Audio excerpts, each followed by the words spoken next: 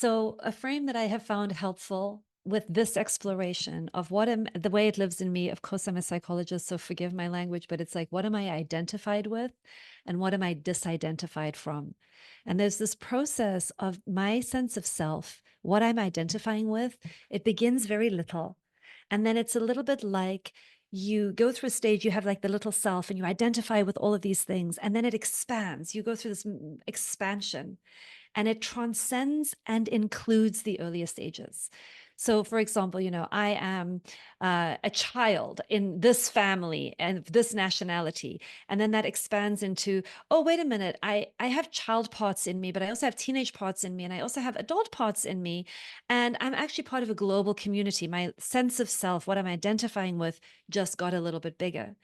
And then it's, what am I doing as a profession? And then it's, what is it that I'm preferring? And then it's, what is it that I'm feeling? And all of these things begin mapping onto me. This is me. And you can think about like feeling states. I am depressed. I am anxious.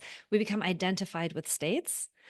And so that's a way of like bringing this identity factor in. I am this.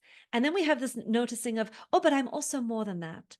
And the process of expansion is just transcending and including,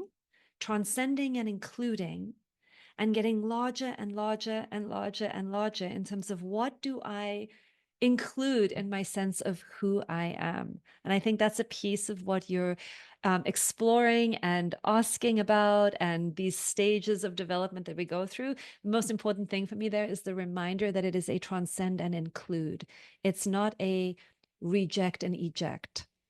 It's not that I ever get rid of parts of myself. It's that I find myself more and more able to include myself in the entire human family, and then the whole, circle of life on the planet, for example. And then I'm not just a physical being, I'm also an energetic being. And then I'm also a spiritual being, but I'm also an embodied being. And it's just the discovery of the complexity of everything we can both identify with and disidentify with, as we keep finding our way back to the core essence that is eternal and timeless, and has always been witnessing and watching and helping through your lives.